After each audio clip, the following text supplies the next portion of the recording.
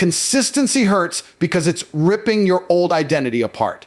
That pain you feel in the first weeks, that's not struggle. That's the sound of weakness leaving your body. Most men quit right there, not because it's impossible, but because it's unfamiliar. Your nervous system is panicking. Your ego is screaming. Good. That's how you know it's working. You think consistency is about motivation. Wrong. Motivation is for emotional people. Consistency feels painful at first because your brain was trained for comfort, dopamine, shortcuts, and excuses. When you suddenly demand order, your mind rebels like a spoiled child. It calls it burnout. It calls it stress. I call it detox. You're withdrawing from being average.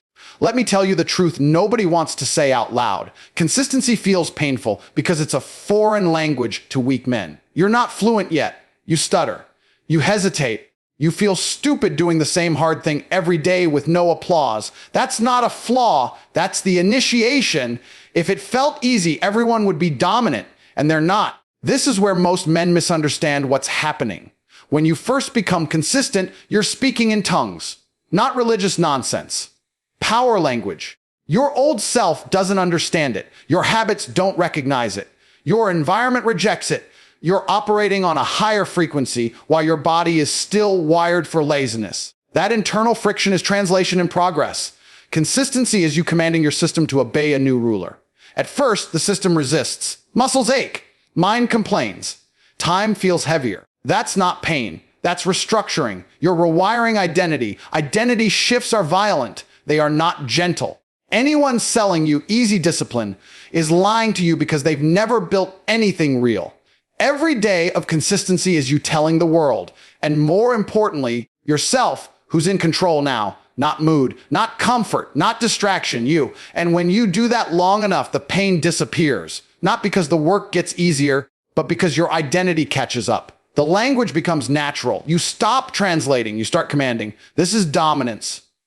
Dominance is not aggression. It's compliance. Internal compliance. Your mind stops negotiating. Your body stops arguing. You say move, it moves. You say focus, it focuses. That level of control is rare because most men never survive the painful phase. They retreat to chaos and call it balance. Consistency hurts because it charges a price most men were never trained to pay. The moment you step out of comfort, your body interprets it as a threat. Not because you're doing something wrong, but because comfort has been your default authority for years. The pain shows up fast, mentally first, physically second, and most people mistake that reaction for a warning sign. It isn't. It's an alarm going off because the system you've been living under is being challenged for the first time. The human mind is engineered to preserve energy and avoid uncertainty. When you introduce consistency, you disrupt both. You demand repeated effort without immediate reward. You remove novelty. You remove excuses. That's why the first days feel heavier than they should. You're not tired from the work itself. You're tired from resisting the death of an old pattern that kept you safe, small, and predictable. Here's the uncomfortable reality: pain at the beginning is not a side effect. It's the proof of entry. If consistency felt smooth from day one, it would mean you never left your comfort zone. Real growth does not announce itself politely. It arrives with friction. It grinds against your habits. It exposes how dependent you were on motivation, mood, and external validation. That exposure is humiliating for the ego, and the ego reacts with discomfort. Most men collapse at this stage because they confuse discomfort with danger. They tell themselves something is off. They say they're forcing it. They assume alignment should feel good immediately. That belief is childish. Anything that upgrades your standards will feel wrong before it feels right because your nervous system is calibrated for a lower level of demand. Pain is the recalibration process. When consistency first enters your life, it doesn't ask permission. It demands obedience. It shows you how scattered your focus really is, how unreliable your promises to yourself have been, how quickly your mind looks for exits when things stop being exciting. That awareness stings. Not because you're incapable, but because you're finally seeing the gap between who you are and who you claim to be. The pain intensifies when results don't show up fast. This is where most men expose their weakness. They were never committed to consistency. They were committed to feeling rewarded. When the reward delays, the discipline feels pointless. But that delay is intentional. It filters out men who only perform when praised. The early pain is a gatekeeper. It's there to test whether you're serious or just curious. There's also a biological truth people ignore. Your brain resists long-term structure because it was conditioned by short-term stimuli. When you remove easy dopamine and replace it with repetition, the brain fights back with fatigue, boredom, and irritation. That internal resistance feels like pain. In reality, it's adaptation. The system is rewiring itself to operate under order instead of impulse. What separates disciplined men from average ones is not tolerance for work, but tolerance for early discomfort without reassurance. The strong don't need confirmation that it's working. They understand that the first phase is supposed to feel heavy. They expect the pushback.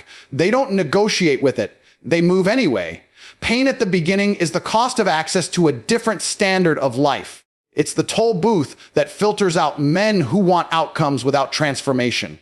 Pay it once and you earn momentum. Avoid it and you stay trapped in cycles of starting over. The irony is brutal. The pain you're trying to avoid is the exact thing that would set you free. Your brain was never trained for discipline. It was trained for stimulation. Every scroll, every shortcut, every cheap reward programmed it to expect pleasure without effort and escape without consequence. When you suddenly introduce consistency, the brain doesn't see it as improvement. It sees it as deprivation. That tension you feel isn't weakness, it's withdrawal. You're cutting off a supply your nervous system depended on to feel normal. The modern mind is overstimulated and under-disciplined. It jumps from impulse to impulse, chasing novelty like a drug. Consistency removes novelty. It replaces excitement with repetition and structure. That shift is violent to a brain addicted to chaos. The discomfort shows up as restlessness, irritation, fatigue, and the constant urge to quit. Most men mislabel that response as not being in the mood. In reality, it's the brain demanding its fix. This is why people sabotage themselves right after starting something serious. They don't consciously choose to fail. Their system rebels. It invents reasons to stop. It magnifies minor obstacles. It whispers that something else is more urgent. The mind is not trying to help you succeed. It's trying to restore the chemical balance it's familiar with. Chaos feels safe because it's predictable. Discipline feels threatening because it removes options. Here's what most people refuse to accept: your brain does not care about your goals. It cares about efficiency and survival. If comfort kept you alive before, it will fight to keep it. When you remove distractions and enforce routine, the brain interprets it as loss. Loss of pleasure, loss of freedom, loss of identity. That perceived loss triggers resistance, and resistance feels like pain. This is where the real test begins. Not in doing the work, but in sitting with the discomfort without acting on it. The urge to scroll, skip, delay, or start tomorrow isn't random. It's a survival reflex. Your brain is scanning for an escape route back to familiarity. Every time you refuse that escape, you weaken the addiction. Every time you give in, you reinforce it. The reason consistency feels unbearable in the beginning is because your reward system is broken. You've trained it to respond to instant gratification, not delayed payoff. Discipline offers no immediate dopamine. It offers identity change over time. That gap creates psychological friction. Most men can't tolerate that silence, so they fill it with distraction and call it balance. What disciplined men understand is that boredom is a weapon. The absence of stimulation forces the brain to recalibrate. At first, it panics. Then it adapts. Eventually, it learns to extract satisfaction from progress instead of pleasure. But that transition only happens if you stay consistent long enough for the chemistry to change. The uncomfortable truth is this: the chaos you think is your personality is actually an addiction you never challenged. You're not lazy. You're overstimulated. You're not unmotivated. You're overindulged. Consistency threatens that lifestyle, so the brain fights back with every trick it has. The men who win don't argue with these sensations. They don't analyze them to death. They recognize withdrawal for what it is and continue anyway. Over time, the noise fades. Focus sharpens. Discipline stops feeling heavy because the brain has adapted to a higher standard of operation. The chaos loses its grip, not because you avoided it, but because you outlasted it. Inconsistency isn't about discipline. It's about identity collapse. The reason you start strong and disappear quietly has nothing to do with motivation running out. Motivation was never the engine, identity is. And right now, your identity doesn't match the standards you're trying to live by. That mismatch creates internal resistance, and resistance always wins when authority is unclear. Every action you take is a vote for the type of man you believe you are. When that belief is weak, your behavior fractures. You tell yourself you're disciplined, but your history disagrees. You say you're focused, but your routines say otherwise. That contradiction creates tension, and the brain resolves tension by defaulting to what feels familiar. Familiar always wins over aspirational when identity isn't solid. Most men think inconsistency means they need better habits. That's surface-level thinking. Habits don't survive without an identity to protect them. If deep down you still see yourself as someone who tries, not someone who does, your actions will eventually align with the lower definition. You don't rise to your goals. You fall back to your self-image. This is why consistency feels exhausting. You're not just doing the work. You're pretending to be someone you haven't become yet. Pretending drains energy. Acting from identity generates energy. When your behavior outpaces your self-concept, the mind pushes back. It creates excuses, delays, and rationalizations to restore internal alignment. That's not laziness. That's psychological self-correction. Here's the brutal truth most men avoid. You don't trust yourself. Not fully. You've broken too many promises to your own word. So when you demand consistency, part of you doesn't believe it's real. That disbelief weakens follow through. Authority only works when it's respected, and self-respect is built through proof, not intention. Inconsistent men live in negotiation mode. Every task becomes a debate. Every routine becomes optional. That's not a time management problem. That's an identity problem. Men with strong identities don't negotiate with themselves. They execute, not because they're superhuman, but because their self-image doesn't allow for discussion. The decision was made a long time ago. You can feel this difference immediately. When an action aligns with identity, it feels natural even when it's hard. When it doesn't, it feels forced even when it's simple. That's why some men train, work, and build relentlessly without drama. They're not pushing. They're expressing who they are. You, on the other hand, are trying to borrow behaviors from a man you haven't earned yet. The discomfort you feel when trying to stay consistent is the friction of identity upgrade. Your old self is being challenged. Old standards are being exposed. That self doesn't want to die quietly. It wants comfort, excuses, and familiarity. It wants you to delay transformation so it can survive another day. This is where most men fail. They try to act disciplined without killing the old identity first. You cannot layer discipline on top of a weak self-image. You have to replace it. That means doing the work even when it feels unnatural, especially when it feels unnatural. Repetition under resistance is how identity is rewritten. Consistency becomes effortless only after identity changes. Until then, it will feel heavy, confrontational, and unforgiving. That's the price of becoming someone new. Not everyone is willing to pay it. Most would rather stay inconsistent and protect the identity they've already accepted. The few who push through don't just gain habits. They gain authority over themselves. At the beginning, consistency feels awkward because your system doesn't recognize the commands you're giving it. You tell yourself to wake up early, train, focus, execute, and your mind hesitates like it's hearing noise instead of language. That hesitation isn't failure, it's unfamiliarity. You're issuing orders in a dialect your habits were never taught to understand. For years, your system learned a different vocabulary. Sleep in, delay, react, chase mood, quit when bored. That language was repeated daily, reinforced emotionally, and rewarded instantly. Now you walk in and demand structure, repetition, restraint, and delayed gratification. Of course, there's confusion. You're not speaking fluently yet, and fluency never comes without embarrassment at the start.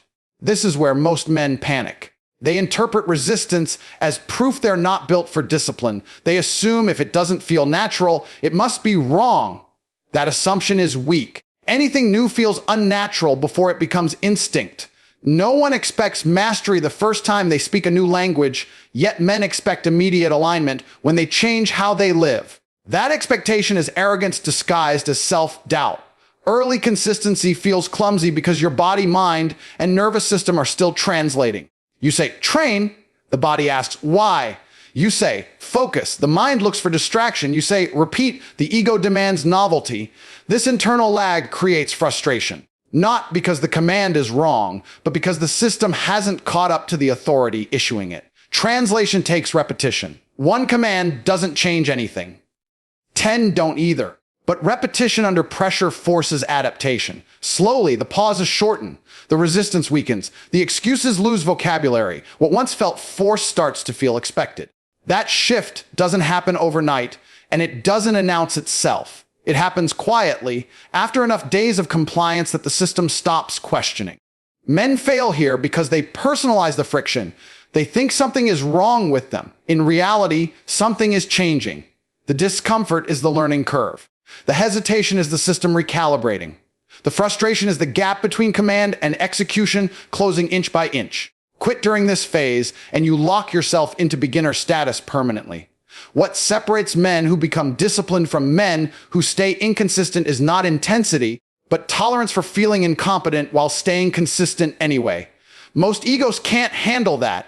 They want to feel confident immediately. They want feedback. They want confirmation. Discipline doesn't offer that early. It offers silence, and silence exposes insecurity. This is where authority is tested. Do you obey your own command even when it feels unnatural? Or do you retreat to familiarity because it feels smoother? High-level men don't retreat, they repeat. They understand that repetition is the teacher.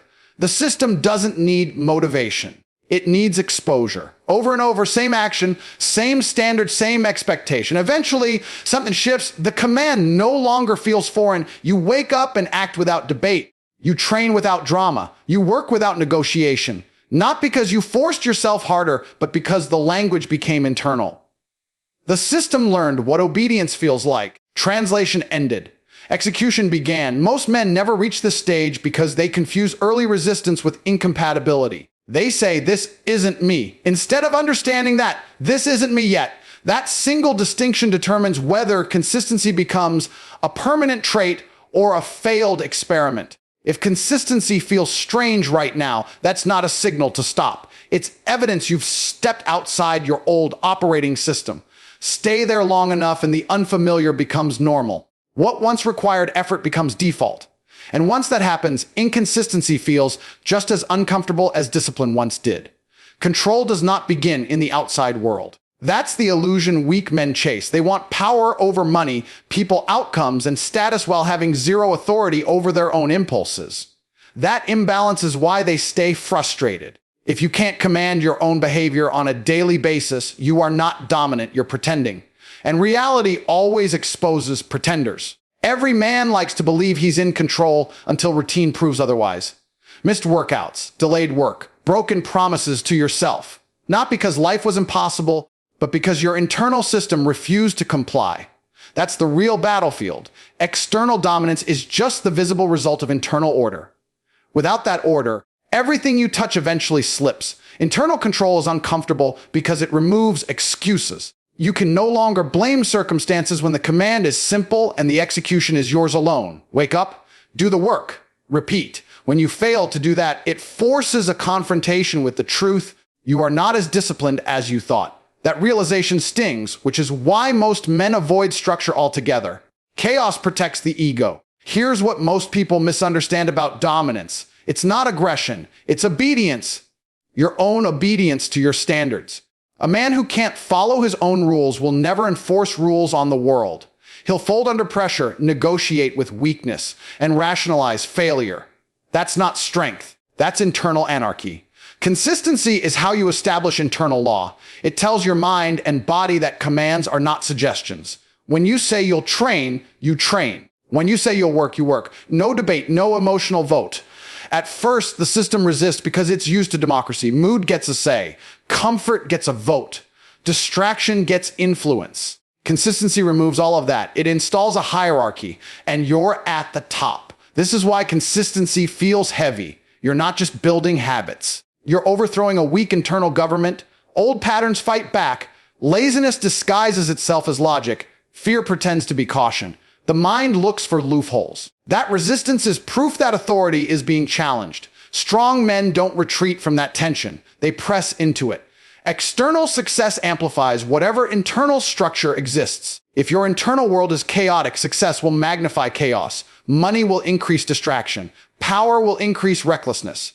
Attention will increase ego. This is why many men collapse when they get opportunities. They never built internal control first. They tried to dominate outcomes without mastering themselves. Men who do the opposite become dangerous in the best way. Their emotions don't dictate behavior.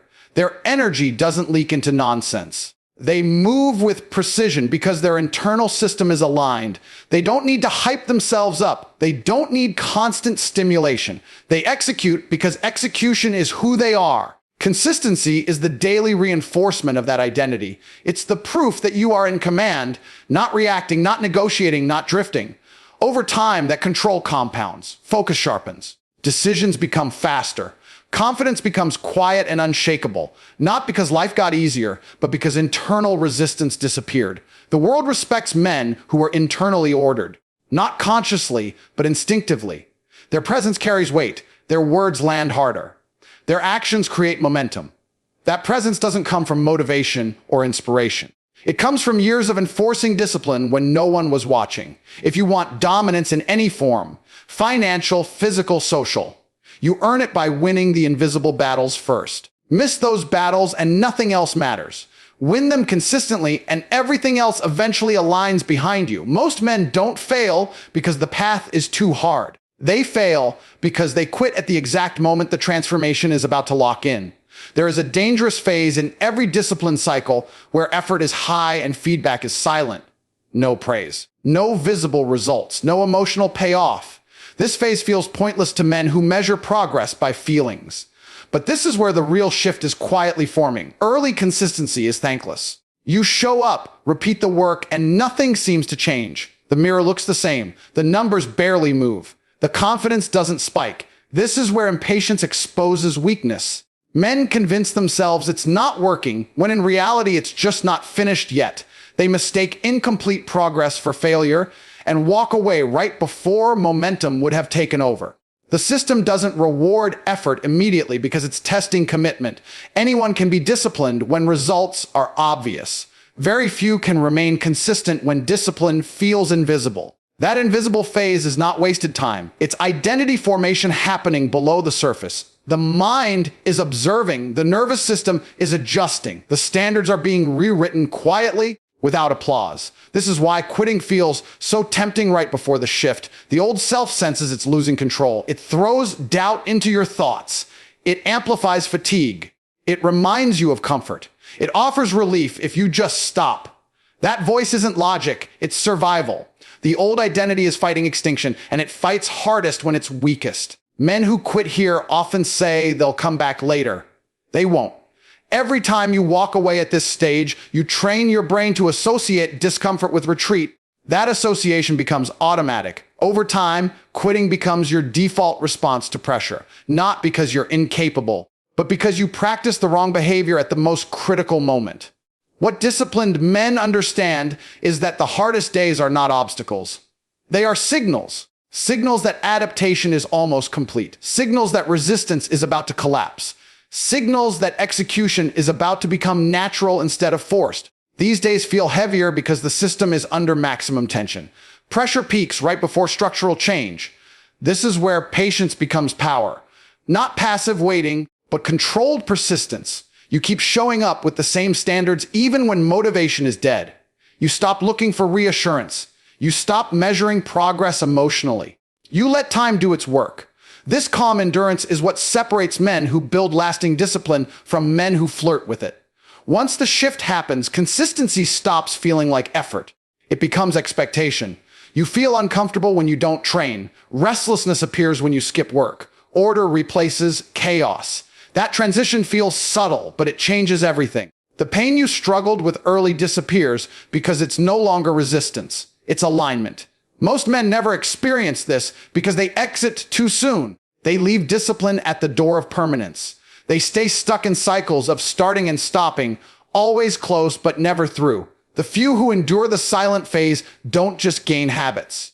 They gain self-trust. They know they can withstand pressure without retreating. That trust becomes a weapon. It changes how you approach everything. You stop chasing motivation. You stop fearing hard days. You stop questioning yourself under stress. You've been there before and didn't quit.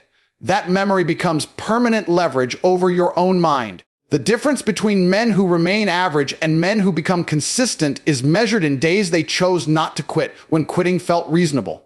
Not dramatic, not heroic. Just quiet endurance when no one was watching. That's where consistency stops hurting and starts defining who you are. So understand this clearly. If consistency feels painful right now, you're exactly where you should be.